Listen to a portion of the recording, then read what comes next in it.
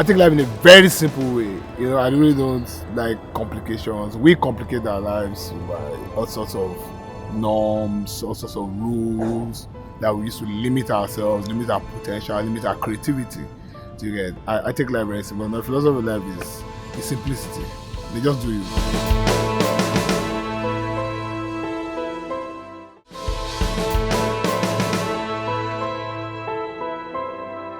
I was born in 1969 in Shomolu from Akwa Ibom State. My parents are from Akwa Ibom State. My father used to work in the post office somewhere in Yaba down the road there, and then he later transmuted into banking. He worked in banks for most of his career. My mother was a nurse. She was in the army, and then she later left the army after the Civil War. She went for the Civil War and she joined Lagos State government where she retired as a senior matron. I went to various schools. I went to Command Children's School in Ikeja. I also went to Command Secondary School, Lagos, and then from there, I didn't finish there. I did for three times. So the advice to withdraw. It's not my book. My advice to withdraw. My mother didn't like that. My mother said, "Oh, we're not taking your advice."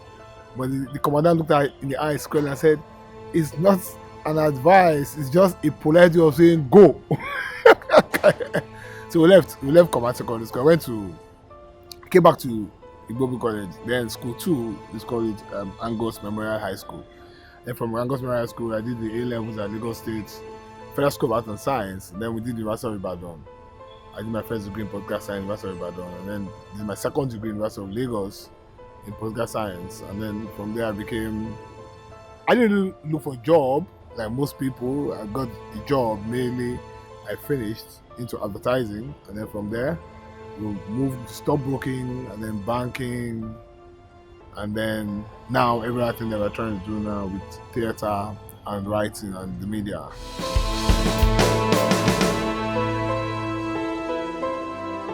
People ask me what gave me the vision. Do you understand? I don't think that it's a very good question to ask, because the vision didn't just drop. The vision has always been there from birth. You understand?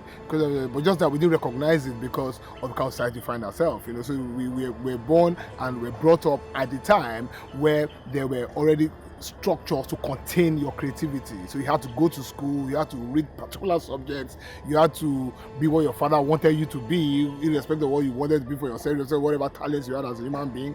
You get so the vision has been there all along. When some people say, "Oh, as I see my mother's womb," you get people laugh, but that's the honest God truth. You're born with those talents, you're born with those visions, and all that. But society has a way of wanting to mold you, to accept certain norms, to accept certain whatever. So because of that, we went to the school they wanted us to go to.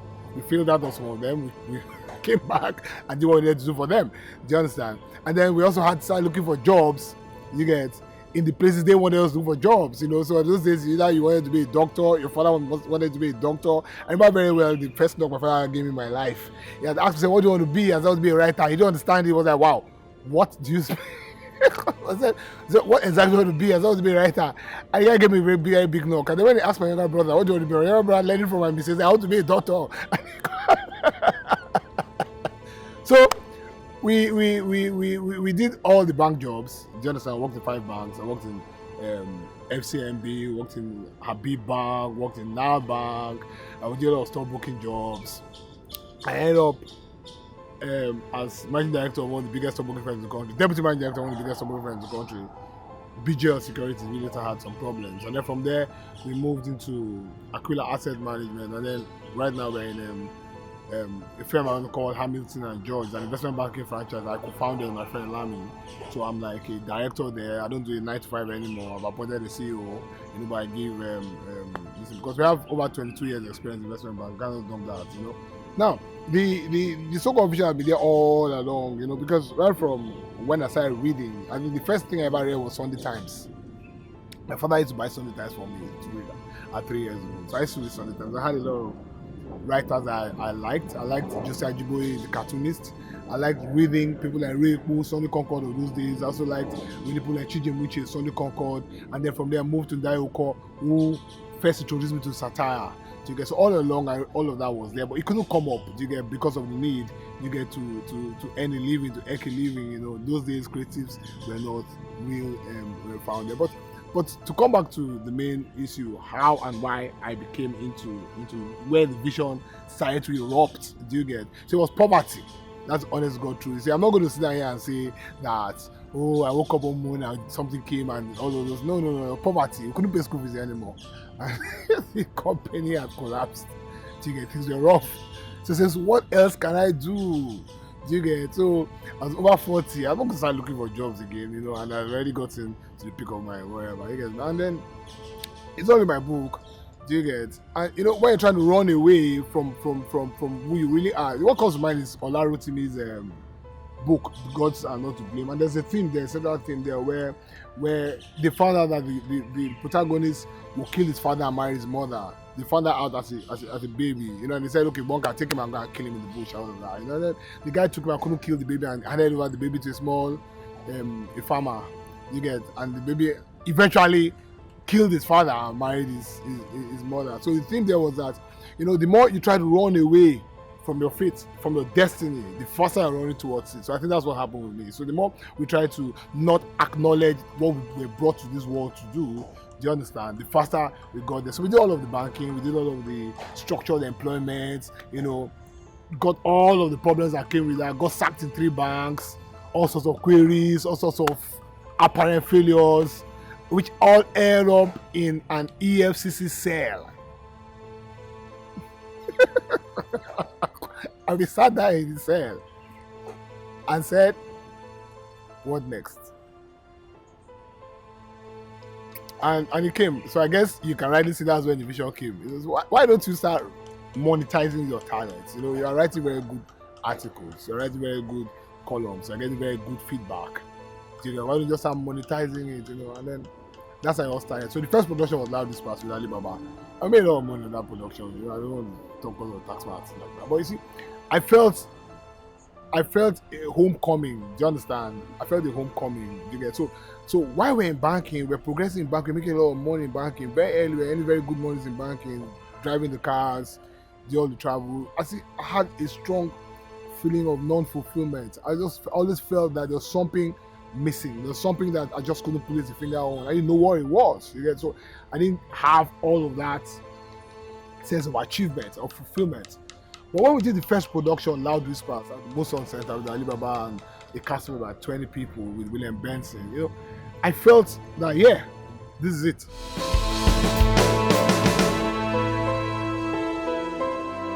I don't see challenges. There are no challenges. It's life, So whatever it is you are doing in life, you have to achieve some things. You have to pass through some barriers to achieve whatever it is you want to achieve. So I don't see those as challenges. I don't believe in challenges. I just see them as things I have to do to achieve what I need to achieve. So I need to look for the money. That's the most important thing. And then got talent abound. We're a country of 200 million people. We have tremendous talents. Talents everywhere. Very high quality talent. So talent is not the problem. So the problem is the funding. Because the market is there. So it's how to get the funding. And that's where the investment banking background comes into place, because you're able to talk to people in a language that they understand. So yesterday I was having a meeting with the new bank, the digital bank, and and I spoke to the MD, and when I spoke to the MD, he was sold. And what got to my mind, what I thought of was the fact that if I was a full creative, I would have gotten that deal. Because I'm telling the MD that Shongo will jump up, Shongo will sing, and Shongo will roll on the floor. And he might be looking at me, what you talking about? What's that going to do with me? Do you get? Shongo? So? But I said, digital bank, 60 million Nigerians are online. I'm going to Akwa Ibom for a show in Akwa Ibom. There are 3.4 million people, 5.4 million people in Akwa Ibom, 91% youth literacy rate. Basically, 9 out of every 10 Akwa Ibom people went to school. That means that they can do the internet. That means that that's your market. Are you getting me now? So everybody who's going to come and see my play would have to open an account with your bank to buy the tickets. He's seeing it very clearly. So we are doing a 5-day theater clinic for 1,000 Akwa Ibom people. For you to qualify, to pre-qualify, go and open an account with this bank. and use that platform to apply. He's seeing it, he's loving it. I get me now. So those are the small challenges that affect those who are in that space. How to get funding for small, these are big dreams. Do you get? So those are the challenges, and then we are surpassing the small.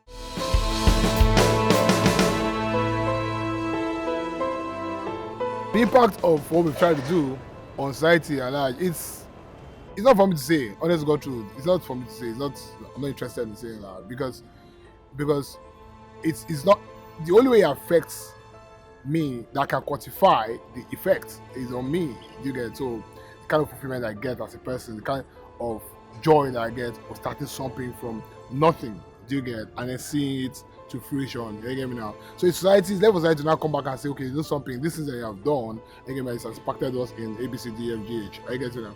But to not to be too what's the word now? Too crazy on this interview. Let me try and answer this question in a way that people expect me to answer.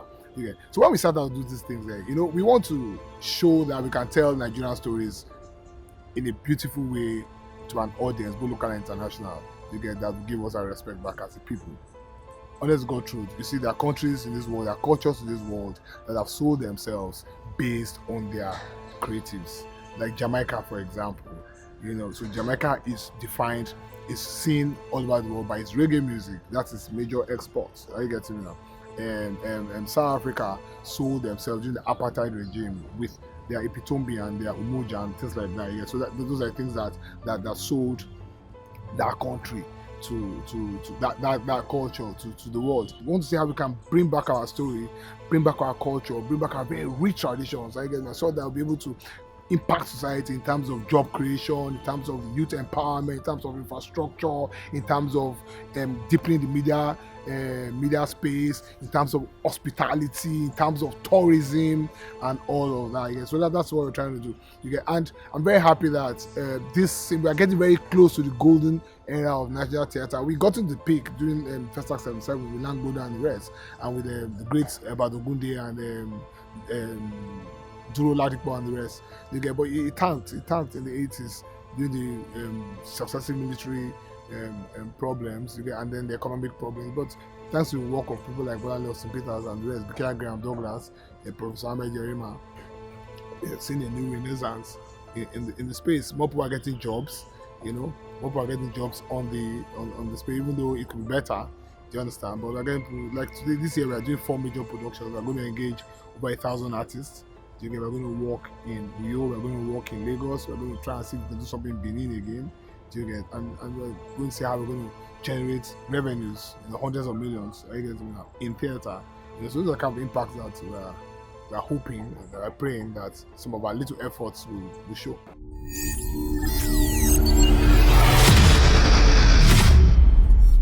I have a modus operandi in theatre which I didn't use it. So normally I call my director and say, oh, we have an unofficial theatre season, which we all know, which is usually Christmas, Easter, any of those holidays, because I don't think the market has reached the point where people just up and go and watch a play if nothing's happening. So during holidays, people say, okay, what is happening at the Muson, at the Terra, and all that. So normally when I don't do a production, I will call my director and say, okay, what are we doing this Easter? And he will say, let's do ABC. That's okay. Let's do Yoruba play. Let's go to Saleko or let's go wherever. So go write the script and come back. So he goes and writes the script and comes back, and he gives me a total budget, a balloon budget for everything. So I will just go and look for the money. So I don't really do the auditions. I don't really do all of that. So I find rehearsals very boring, very, very strange. I find rehearsals very, very boring. I hardly go for rehearsals and all of that. So I watch the plays the same day that every other person is watching the play. I like to see it in full. But the Remo was different. That's something I remember now. Remo was totally different because it was something I conceived from beginning to the end. Do you understand? So I wanted to take this man's story, and tell it the way that's never been told before. He's written a lot of books about himself. There's been a lot of documentaries, a lot of newsreels about this particular person. Yeah, but from my own small independent research, I found out that his life could be divided into 7.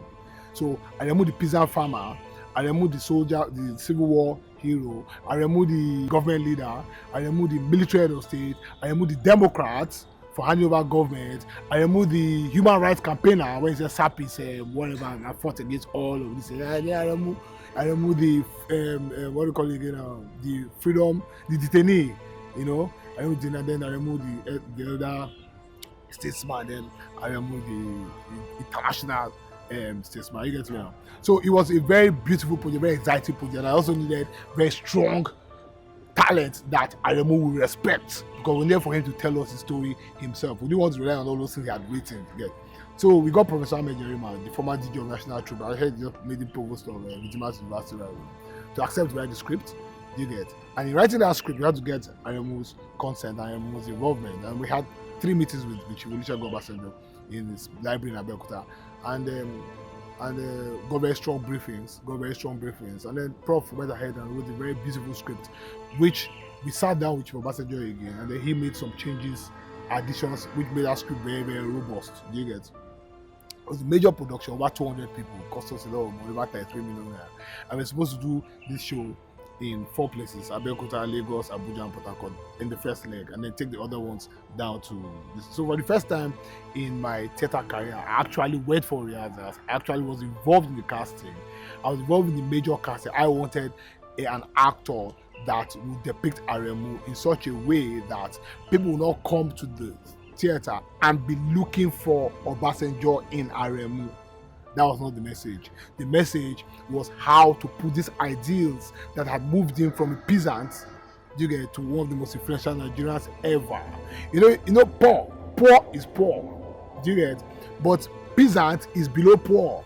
Poor is you can do Go TV, 1,000 a month. Peasant is you are drinking water from stream. That's where he came from, and he met head of state and president. You get? So I needed that story to be told in a very strong fashion. You get? Without people coming to say he's singing like Obasanjo, he's walking like Obasanjo, he's talking like Obasanjo, and then lose that message. So we got Yemi Shodimu, who bore no resemblance, no physical resemblance of Obasanjo in any way, but a magical actor.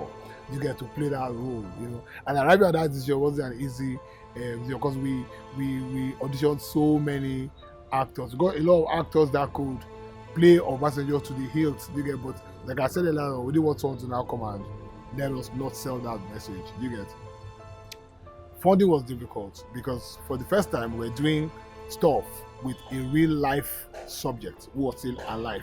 He was not only alive, he was still being very controversial, he was still writing letters abusing government up and down, you get. So you could see people didn't want to associate, do you get, because they didn't want to be whatever, you know how Nigerian things are. You get, even the venue that we're going to use in Lagos that said, okay, you know something, we were going to partner with you in Joromi, things are less, these things are local, but we'll partner with this one. And because I have people on my board who are like that with your subject. That's like that. So you couldn't now go back to the man and say, oh God, please calm down the letters. Calm down the letters, I get my money. Do you understand? You get, so it was very difficult raising those funds. You get, but we did it. We did it through very strong hard work and all of that. And then the show happened in Abeokuta. And then Corona now came. The Italian man now chose 2 weeks to the event to now appear in a week with Corona. Do you get? And then we got a message from the library saying that they're cancelling because of Corona. Everything was right. We done rehearsal for 3 weeks. We spent so much money. We did 2 costume changes because the prof didn't accept the first line of costume. So we went back and did another set of costume. And then say we're not doing Corona. And then, but luckily, I don't know what happened. We just got a call on Saturday. The show was on Tuesday. We got a call on Saturday that the show was back on again. So mobilized again and went to Abeokuta. The governor came to see the show. It was wonderful. It was beautiful because the man himself couldn't stop dancing and destroying the rhythm of stage. Do you get? He saw his life on stage. Do you understand? And his Oriki being played, and that called him out. Do you get? But he wasn't supposed to come out. He was supposed to just sit down there and enjoy it. So each time his Oriki was played, he would jump up and that attempt to climb the stage, and then thereby disrupting. But it was fun. Yeah. So that was Aremu. That's Aremu. Now another one I'm also totally involved in is Awo. Awo is going to play this July. Side by side with Aremu. We're going to try and cause confusion in Lagos. So I'm going to ask people to choose which one they want to watch. If I had my way, we'll show the 2 shows at the same time. So if you see Awo, you won't see Aremu. If you see Aremu, you see Awo. And let's see where Nigerians will go. But money and logistics don't let that happen. Okay? So Awo is happening 2 weeks after Aremu.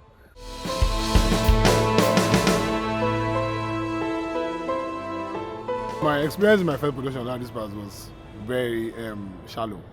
because, like I said earlier on, I'd gone in there as a businessman, do you understand? So I didn't really immerse myself. I think I went for rehearsal just once at National Theatre when Alibaba came for the first day of rehearsal. That was, I think, that was the first time I went. No, twice. Second time I went was also when Bonnie Hospitals came, and that was like a week to the production. So she came to, because she's a friend, she came to have her own input and all of that. You get so in finding funds for that particular production, I discovered how easy it is to get funds because as a salesperson, I could speak the language of the sponsors. You get me? So I did a lot of emotional blackmail. I went to FCMB and I said, I used to work for you guys.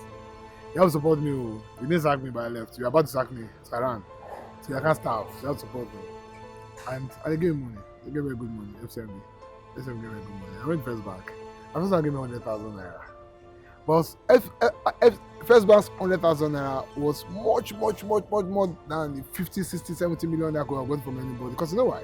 First Bank was pushing First Arts at that period. First Bank was a very big brand. I didn't know anybody.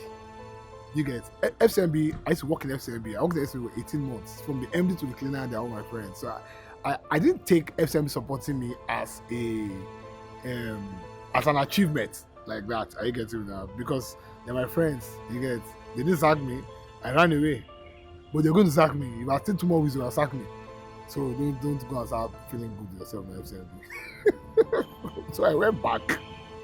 And I said, guys, you have to give money. I cannot starve. So they gave money. But first of all, I just sent the proposal to them. My timing was wrong because they already had their budget set all of that. And the next time I got an email that, oh, sorry, we'll buy 100,000 naira worth of tickets from you. And that 100,000 naira told me a lot of things about what I was doing. Told me that very serious brands were taking me very seriously. People say I'm eccentric. It's okay. I'm different. So I see things totally differently. Do you understand? I see things totally differently from normal people. So I always push the minority views. So people kick me out of WhatsApp groups. They don't kick me out of one today now. They're busy, I don't care. So I build my own WhatsApp audience. So I have 10,000 people in my WhatsApp. So every day I write all sorts of things as I feel. Today I wrote about sleeping prostitutes and my mother caught me. That's why I kicked me out of the group. That time I've written about masturbation, which is, I think, solution to rape and all of that. Also written about sexuality. I think in the next 5 years, 40% of Nigerians will be homosexuals. Beats me. And then this young guy, very talented guy, Shegun Adefila, starts compiling all of my writings. It was quite humbling, I will tell you. It was quite humbling. So he picks all of my writings and now brings them out as a monologue. And he doesn't wait for me, he doesn't wait for funding, and goes ahead and puts it on stage and says, and comes to Mr. Edgar, can you come to Bariga? I want to show you something. And I went to Bariga. I haven't been to Bariga in years. I live in Shomolu. I was born in Shomolu. I used to go to Bariga to go and do lesson. In primary school, those days we do lesson. I had this English teacher and math teacher that were on that street, that would follow the street, and hadn't been there in 40 years. The buildings are still there. And the room that the man used to knock me is still there. The man is dead now. And I got there, and Shegun's theater was directly opposite the house, and I watched the Duke has gone mad again, and I felt warm. I felt like I am. You get? Because the guy had taken, he had gotten a fine thread from my background, from my birth, to all those challenges I faced in life, to the AFC cell, to where I was sacked, and then the problems I'm having at home. Do you understand? Like every other man. Do you understand? The issues of teenage rebellion, issues of sex with teenagers, issues of what's going now? Philandering, because I don't know anybody who is like me in this kind of thing. So how my wife reacts to it, and then much more importantly, the loss of my other wife. Do you understand?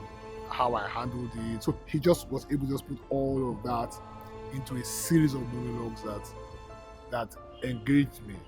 So I'm watching, I'm laughing, I'm watching, I'm crying, I'm watching, I'm amazed, I'm watching, I'm in suspense, I'm watching, and I can see the life of millions of Nigerians in my life. But the difference is that very few people have the courage to face these demons that we all face.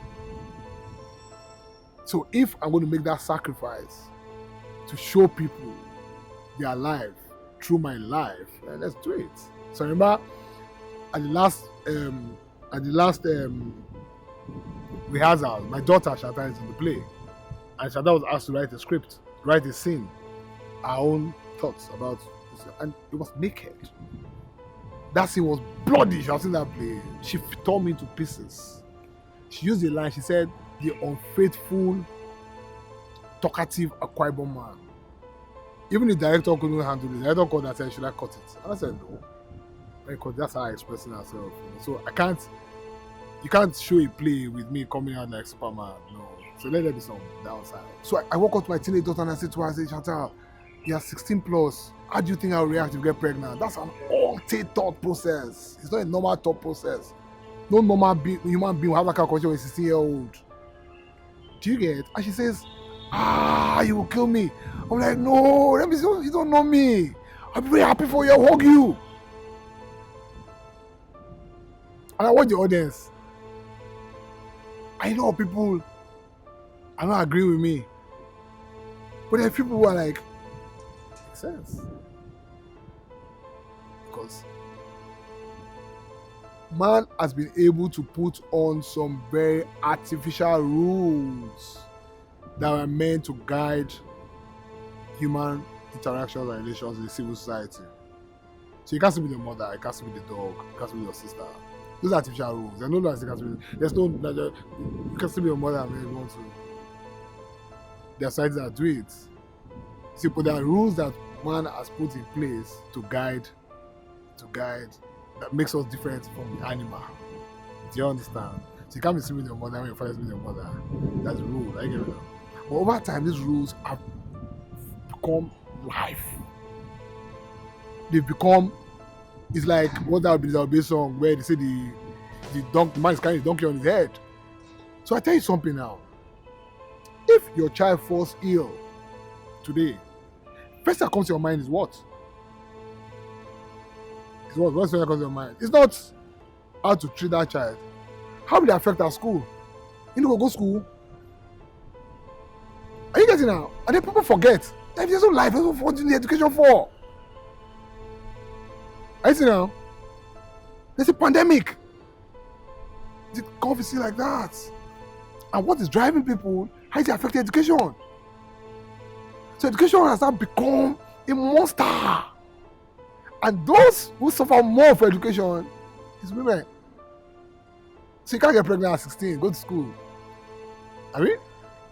So you're lucky if you graduate at 21, 22, go and do a master's. You're lucky 24, 25, go and get a job. You're lucky 31, 32, get a second level job. Then that same society has told you it's too early to get a child. We come and tell you at 32, where's your husband? What are you doing? So we now have millions of frustrated women who are very successful without that fulfillment. That's the essence of that play Duke has gone mad. That's what Shebu saw when he wrote that play. Altered thinking. If my daughter decides to get pregnant at 16 years old, I'm very happy for her. If my son decides he wants to be gay, it's business. Do you?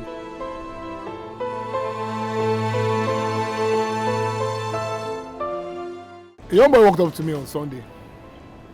I went somewhere in Yaba. It was Valentine's Day. So we went under the ground. You know, people like us go under the ground to go to Valentine and come back. So when I was inside the hole, because the timetable, everybody has time. Their slot was over. So I was going home, the boy calls me. He says, "Sir, I've been seeing you come here every day. You're not supposed to see me." He says, "Sir, can you help me get a job? I read accounting." And I said to him, I don't like helping people get a job. Okay, so I'm not going to promise you to help you get a job. I think it's a blood waste of time. And he looks at me surprised.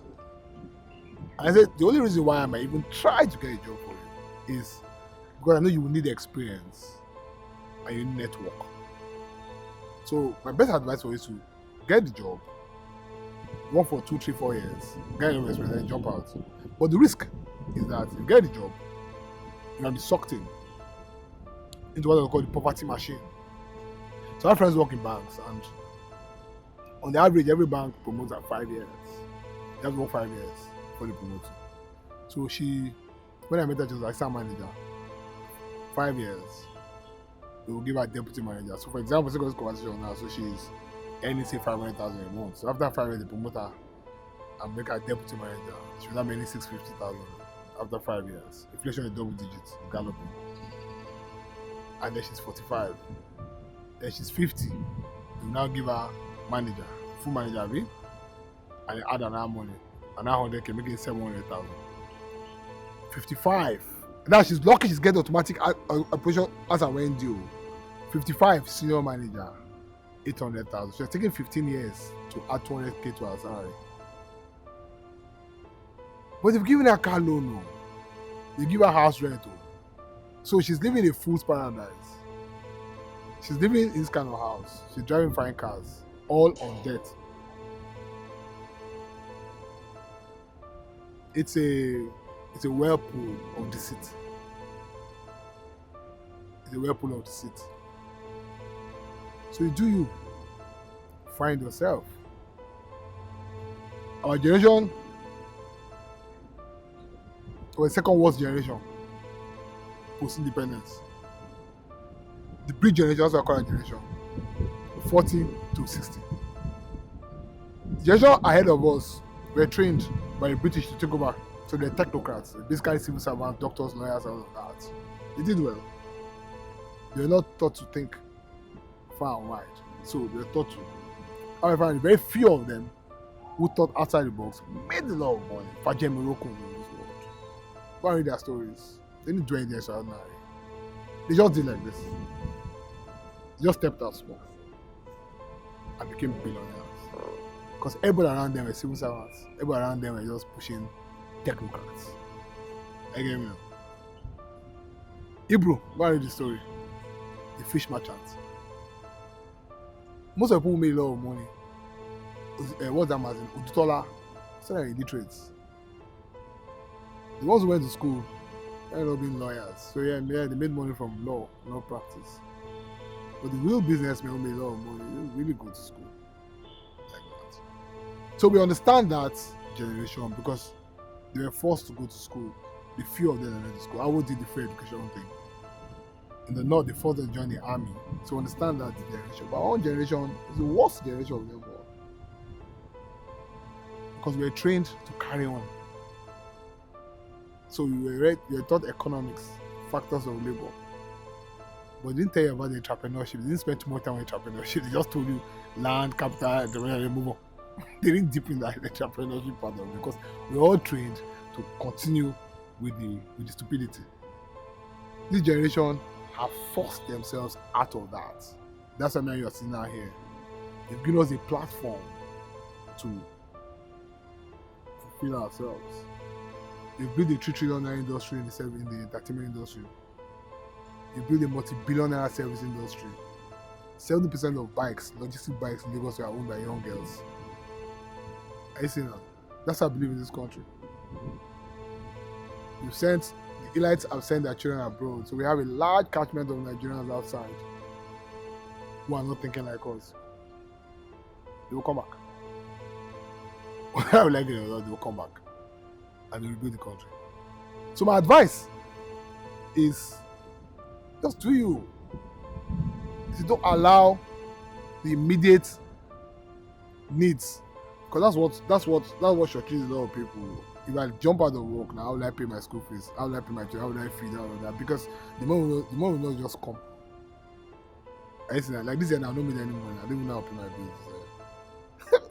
But I make money. So I think very weak people at above 40, they carry CVs and looking for a job. I think those are very weak people. I think they are people who should be flogged. Because the opportunities everywhere. You get. And it's not free.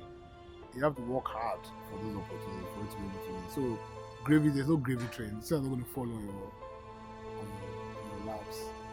I was looking for money for a motor, my last pay in Benin. I wrote 800 letters. I stopped card at 800, so I wrote much more. 95% rejected me. But I raised over 50 million naira. So that means that less than 5% gave me the money. But I wrote. Today now I'm trying to do it now. 100% rejection. I went to Accra, I spent 2 days there. All the doors slam on my face. But we all will fall. You don't get a choice. It will fall.